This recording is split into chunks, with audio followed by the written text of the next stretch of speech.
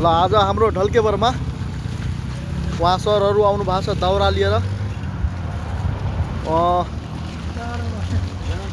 25औं सशस्त्र दिवसको अवसरमा उहाँ सरहरू जनताको सेवाको लागि चिसो बढेको कारणले तराईहरूमा चिसोको बढेको कारणले यो दाउराहरू वितरण गर्दैछ सरहरूले। सशस्त्र दिवसको अवसरमा तराईको चिसोबाट चाहिँ प्रभावित भएको जनतालाई चाहिँ आम जनताहरूलाई चाहिँ त्यो आगो ताप्नको लागि चाहिँ त्यो दाउराको लागि अवसरमा अब आउने महिना चाहिँ हुँदैछ त्यसैको उसमा हुन्छ।